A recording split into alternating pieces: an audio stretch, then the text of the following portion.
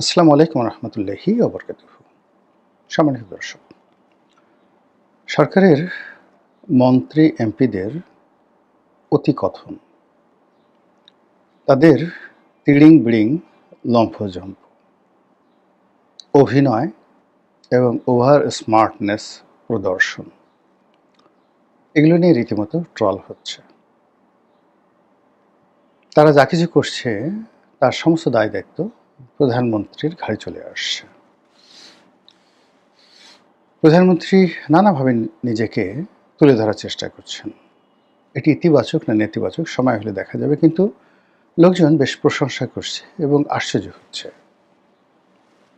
তিনি সময়মতো অফিস করছেন এবং তার যে কার্যালয়, সেই কার্যালয়ের পরিবর্তে তিনি সচিবালয়ে অফিস করছেন। যেন নর্মালি সচরাচর অতীতে যাওয়া হলো যে তিনি প্রধানমন্ত্রীর কার্যালয়ে মানে কাজ করেন অতীতের প্রধানমন্ত্রীরা, আর সচিবরা মন্ত্রীরা যার যার দপ্তর ছেড়ে বারবার সেই প্রধানমন্ত্রীর কার্যালয়ে যেতে গিয়ে পুরো অফিস টাইমের একটা বিরাট অংশ ব্যয় করেন, আর রাস্তায় যানজট লেগে যায়। প্রতিটা মন্ত্রীর সঙ্গে একটা পুলিশের প্রোটোকলের গাড়ি থাকে, মন্ত্রীর সঙ্গে দপ্তরিক যে সচিব থাকেন, পিএস এপিএস থাকেন, একটা রীতিমতো দৌড়াদৌড়ি। এভাবে প্রধানমন্ত্রীর কার্যালয়ে যদি দৈনিক 50 জন মন্ত্রী তার লটবহর নিয়ে যান, 50 জন সচিব যদি তার বডিগার্ড টডিগার্ড নিয়ে যান, তাহলে আপনি চিন্তা করেন যে সচিবালয় থেকে তেজগাঁতে প্রধানমন্ত্রীর কার্যালয়ে যাতায়াতে কী পরিমাণ লোড পড়ে এবং কত গাড়ি চলাফেরা করে সেখানে। এই সমস্যা দূর করার জন্য তিনি বেশিরভাগ সময় এখন সচিবালয়ে অফিস করছেন এবং ডিউ টাইমে, একের নির্দিষ্ট টাইমে, এমনকি বন্ধের দিনে। জনগণ বলছে যে না, এটা ভালো লক্ষণ। তিনি কৃশ্যতা সাধন করার চেষ্টা করছেন, নিজের ব্যয় কমানোর চেষ্টা করছেন, পোশাক আশাকে স্বাভাবিক থাকার চেষ্টা করছেন। এমনকি তিনি সরকারি যে বাড়ি রয়েছে সেই বাড়িতে সরকারি ওই আর্দালি খাবার দাবার, শাহী খানাদানা, এগুলো সব বাদ দিয়ে তার যে নিজের পৈতৃক যে ভিটে, তার আম্মাকে যে বাড়িটি এরশাদ সরকার দিয়েছিলেন থাকার জন্যে, একটা দিয়েছিলেন থাকার জন্য, ওটা তো ভেঙে ফেলা হয়েছে ক্যান্টনমেন্টের মধ্যে মইনুল হোসেন বা মইনুল রোডে। আর একটা দিয়েছিলেন গুলশানে 1 বিঘার উপরে বাড়ি, সেই বাড়িটা ভাড়া দিবেন তিনি, বেগম জিয়া, আর সেই ভাড়ার টাকাতে ছেলেমেয়ে লালন পালন করবেন। কিন্তু পরবর্তীতে দেখা গেল যে আসলে প্রকৃতি এমন একটা ব্যাপার, বেগম জিয়াকে আসলে এরশাদের অনুগ্রহের উপর নির্ভর করতে হয়নি। তিনি নিজেই প্রধানমন্ত্রী হয়ে গেছেন 3 বার। তারপরে তার ছেলে এখন তারেক জিয়া, তিনিও প্রধানমন্ত্রী হলেন। ফলে এই যে বাড়িটা ভাড়া দিয়ে তার আসলে খেতে হয়নি, আল্লাহ তাদেরকে ব্যবস্থা করে দিয়েছেন। এখন তিনি তার সেই পৈতৃক বাড়ি না, ঠিক তার মাতৃক বাড়িতে তিনি থাকেন। ফলে রাষ্ট্রের খরচ কম হচ্ছে, ঝামেলা কম হচ্ছে। আর অন্যদিকে তিনি খুব সাধারণ জীবনযাপন করার চেষ্টা করছেন। প্রোটোকল খুব অল্প, সবার সাথে হ্যান্ডশেক করছেন, সবার সাথে দেখা সাক্ষাৎ করছেন, এগুলো পাবলিক খুব খুশি। তো পাবলিকের এই যে খুশি, এই খুশির ইমেজটা ধরে রাখার দায়িত্ব হলো ওনার আশেপাশে যে সকল উপদেষ্টা আছে, পার্সোনাল স্টাফ আছে, তার প্রেস উইংস রয়েছে, তার মন্ত্রী রয়েছে, এমপি রয়েছে, তাদের উপর। কিন্তু দুর্ভাগ্যজনক হলেও সত্যি যে এটা হচ্ছে না। সারা বাংলাদেশের বিভিন্ন জায়গাতে বিচ্ছিন্নভাবে বিএনপির যারা নেতাকর্মী রয়েছেন তারা ঝগড়াঝাটি করছেন, মারামারি কাটাকাটি করছেন, অন্তর্দ্বন্দ্ব কলহ প্রবল আকার ধারণ করেছে এবং ইতিমধ্যে বেশ কয়েকটি মার্ডার হয়ে গেছে। বিএনপিপন্থী যে সকল সরকারি আমলা কামলা রয়েছেন তারা দ্বন্দ্ব সংঘাত করছেন। একজনে ভালো পদ পদবি পাচ্ছেন তো অন্যজন অভিমান করছেন। একজন 2 কদম সামনে এগোতে চাচ্ছেন, পেছন থেকে আর একজন টান দিচ্ছেন। একজন সফল হওয়ার জন্য, নতুন পদ পদবি পেয়ে সফল হওয়ার জন্য চেষ্টা করছেন, আর অন্যজন তার সহকর্মী যাতে ব্যর্থ হয়, বিএনপি সরকারের যেন বদনাম হয়, বিএনপির অন্য একটা গ্রুপ সে চেষ্টা করে যাচ্ছে। চাঁদাবাজি, মাস্তানি, এগুলি অনেকটা ক্লাসিক হয়ে গেছে, ক্লাসিক্যাল মোডে চলে গেছে। এগুলো নিয়ে এখন মানুষ আর টু শব্দ রা শব্দ করে না। কে 10% নিল, কে 30% নিল, একদিন 2 দিন এটা নিয়ে আলোচনা হয়েছে, কিন্তু এখন আর এগুলো নিয়ে আলাপ আলোচনা হচ্ছে না। অনেকটা সেই যে ডেইলি স্টারের মাহফুজ আনাম সাহেবের কথা, যে বাক স্বাধীনতা দূরের কথা, জীবন বাঁচানোই তো এখন সমস্যা হয়ে গেছে। তো চাঁদাবাজিতে সমস্যা নয়, চাঁদাবাজি হোক, কিন্তু আমাকে প্রাণে মেরো না, আমাকে বাংলাদেশ থেকে তাড়িয়ে দিও না, আমার পরিবারের লোকজনের উপর নির্যাতন করো না, আমার ছেলে মেয়েকে মেরে ফেলো না, এই ধরনের আরতি শোনা যাচ্ছে। নবীন পাঞ্জাবি নামক একটি বিখ্যাত ব্র্যান্ড, সেই পাঞ্জাবির ঘরের মালিক বা দোকানদারের মালিক তিনি দেশ ছেড়ে চলে গেছেন। যাওয়ার আগে তিনি যে সংবাদ সম্মেলন করেছেন এবং যে কথাগুলো বলেছেন, এটা সারা বাংলাদেশে আজকের দিনে রীতিমতো ভাইরাল হয়ে আছে। তাকে যেই লোক তাড়িয়েছে, তার দোকান যে সিন্ডিকেট বন্ধ করে দিয়েছে, সেই সিন্ডিকেটের যিনি প্রধান, তিনি তারেক রহমান সাহেবের বন্ধু, এরকম একটি খবর ছড়িয়ে পড়েছে। এখন একজন পাঞ্জাবির দোকানদার তারেক রহমান সাহেবের বন্ধু হয় কি করে? এটা তো তদন্ত হওয়া দরকার। 2001 সনে কথা আমি বলি, 2001 সনে যখন হাওয়া ভবনের খুব দুর্নাম বদনাম, এবং তারেক রহমানের পার্সোনালি দুটো নাম হয়ে গেল, একটা নাম হলো যুবরাজ, আর একটা নাম হয়ে গেল মিস্টার 10%। তো এই অবস্থা যখন হলো, তখন এই গুলিস্তানের যারা পান বিড়ি বিক্রি করে তাদের কাছ থেকে চাঁদা কালেকশন করা হতো।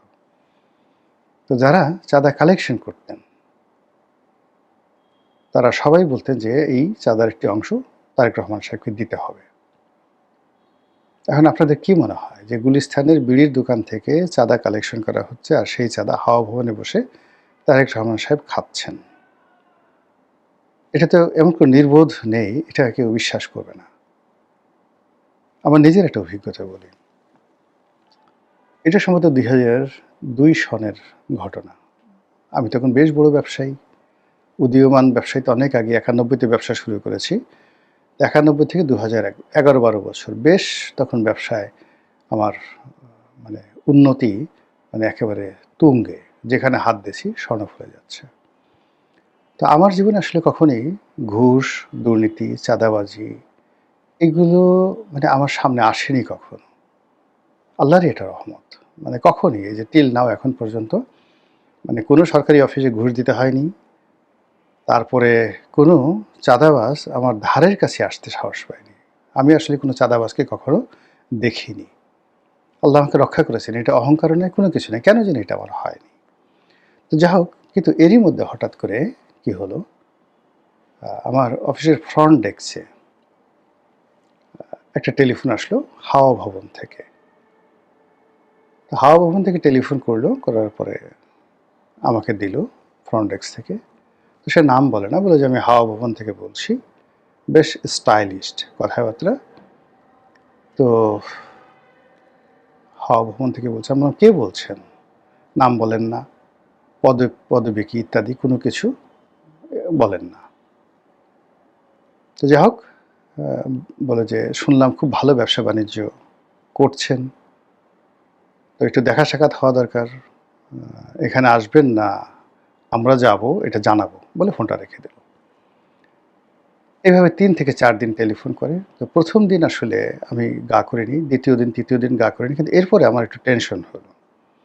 নামও বলে না, কোনো কিছু বলে না। তো আমার যত কানেকশন আছে, যারা যারা ডিজিএফআইতে চাকরি করে, তারপরে পুলিশে চাকরি করে, বিএনপিতে যে সমস্ত লোকজন ছিলেন, তাদের অনেককে টেলিফোন করলাম, কিন্তু যখনই হাওয়া ভবনের নাম শুনে মানুষ ফ্রিজ হয়ে যায়, আর কোনো কথাবার্তা বলে না। বলে যে ভাই আপনি যাকে বলা হয় নেগোশিয়েট করেন। তো আমি একদিন কি হলো যে আমি তখন একটা দামি গাড়ি চালাতাম, সম্ভবত লেক্সাস একটা গাড়ি চালাতাম। ওই গাড়িটা আমি কিনেছিলাম মিস্টার হুমায়ুন নামে এক ভদ্রলোকের কাছ থেকে। তো দুটো গাড়ি ওখানে ছিল, একটা গাড়ি আমি কিনলাম, আর একটা গাড়ি জনাব তারেক রহমান সাহেব কিনলেন।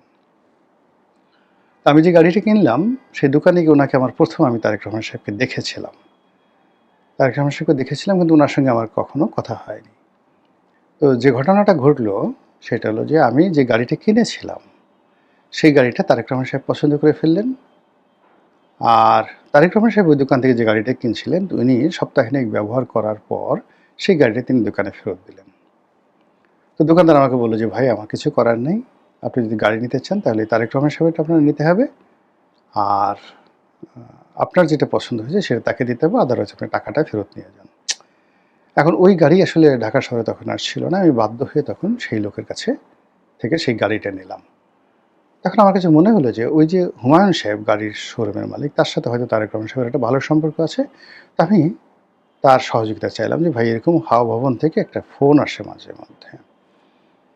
তো তিনিও বললেন যে, "ভাই এটা পারবেন না।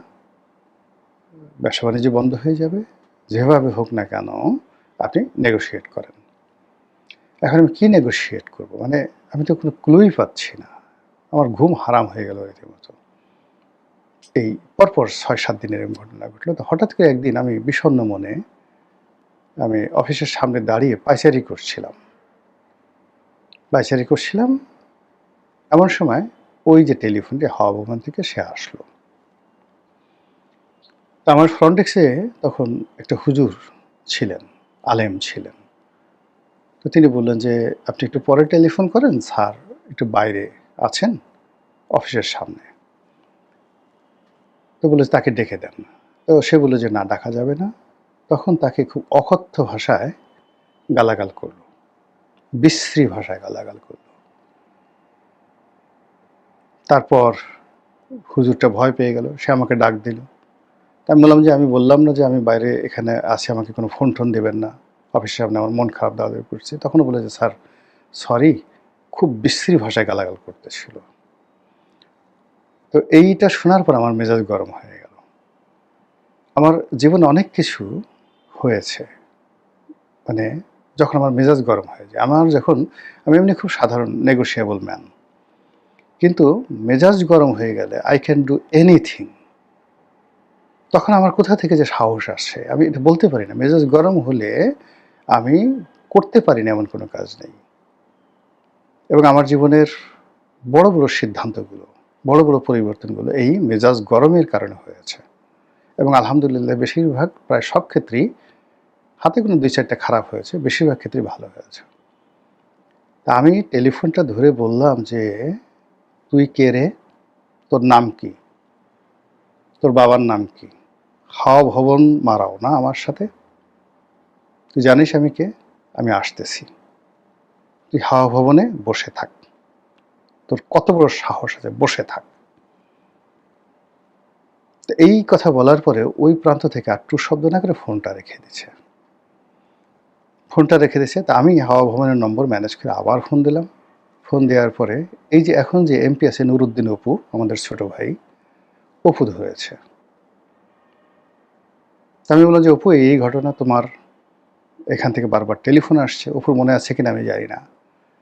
তো যে কে ফোন করছে ভাইয়া, কে ফোন করছে? এই ঘটনা।" পরে লাস্টে খুঁজে দেখা গেল যে হাওয়া ভবনের একজন ড্রাইভার টেলিফোন করে থ্রেট দিচ্ছিল। এবং আমি বুঝলাম যে সেই ড্রাইভারের সঙ্গে, সেই ড্রাইভার তো পালাইছে সেখান থেকে, আর চাকরি-টাকরি কোনো কিছু নেই। তো সেই ড্রাইভার আমাদের অফিসের এক স্টাফের আত্মীয়। আর সেই স্টাফটা কয়দিন আগে আমার অফিস থেকে বেশ টাকা-টুকা চুরি-চামারি করে তারপর শেষে সে চলে গেছে। আমি তার বিরুদ্ধে আইনগত ব্যবস্থা নেওয়ার জন্য থানায় মামলা করেছি। এইজন্য আমাকে ভয় দেখানোর জন্যে হাওয়া ভবন থেকে এভাবে টেলিফোন করত। তো দেখেন আসলে হাওয়া ভবন কতটা অন্যায় করেছে, কতটা জুলুম করেছে সেটা তাদের ব্যাপার। কিন্তু আমার জীবনে যে হাওয়া ভবন সংক্রান্ত যে টেন্স এবং তার বাস্তবতা আমি আপনাদেরকে বললাম। ঠিক একই অবস্থা এখন শুরু হয়েছে। এই যে পাঞ্জাবি নিয়ে যে ঘটনা, যে দেখেন যে লোক বলছে আমি তারেক রহমানের বন্ধু, তারেক রহমান সাহেব হয়তো তাকে চেনেনই না। বা হয়তো অনেকের সাথে তারেক রহমান সাহেবের সাথে যোগাযোগ ছিল। এখন এই যে গত ১৭ বছর তো তারেক রহমান সাহেব তৃণমূলে বহু মানুষের সাথে কথা বলেছেন।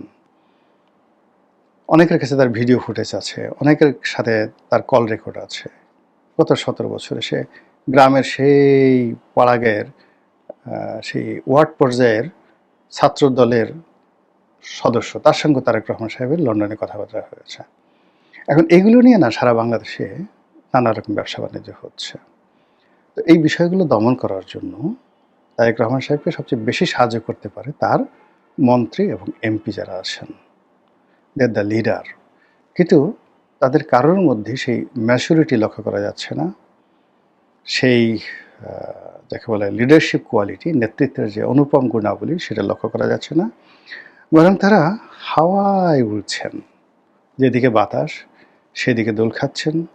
আর সারাক্ষণ কী করে তারেক রহমান সাহেব খুশি হবেন, কী করে তিনি যে মন্ত্রী, তিনি যে এমপি, এটা মানুষজনকে বিশ্বাস করানো যায়, টেলিভিশনে কী করে মুখ দেখানো যায়, কী করে ভাইরাল হওয়া যায় ইত্যাদি যে চেষ্টা তদবির করে কেউ সেই ফাটাকেষ্ট হওয়ার চেষ্টা করছেন, কেউ সিনেমার নায়ক হওয়ার চেষ্টা করছেন, কেউ রবিন হুড হওয়ার চেষ্টা করছেন, কেউ জেমস বন্ড হওয়ার চেষ্টা করছেন, আবার কেউ কেউ গডফাদার হওয়ার চেষ্টা করছেন। ওই যে সেই বিখ্যাত ম্যারিও পুজোর যে গডফাদার, সে বিখ্যাত অভিনেতা মার্লো ব্র্যান্ডো, অভিনয় যারা দেখেছেন তারা খুব ভালো বলতে পারবেন। তো ওইরকম অনেকে গডফাদার হওয়ার চেষ্টা করছেন। তার ফলে কি হলো, চারিদিকে সরকারকে নিয়ে রীতিমতো ট্রল হচ্ছে, এবং এভাবে যদি চলতে থাকে হাইয়েস্ট 90 ডেজ, 90 দিনের মধ্যে দেখবেন সব কিছু ছেঁড়া বেড়া হয়ে গেছে। সব কিছু একবার যদি ছেঁড়া বেড়া হয়, তাহলে ডক্টর ইউনূসের যে অবস্থা হয়েছে জনাব তারেক রহমান সাহেবের একই অবস্থা হবে। মহান আল্লাহ আমাদের সবাইকে হেদায়েত দান করুন এবং হেফাজত করুন। আসসালামু আলাইকুম ওয়া রাহমাতুল্লাহি ওয়া বারাকাতুহু।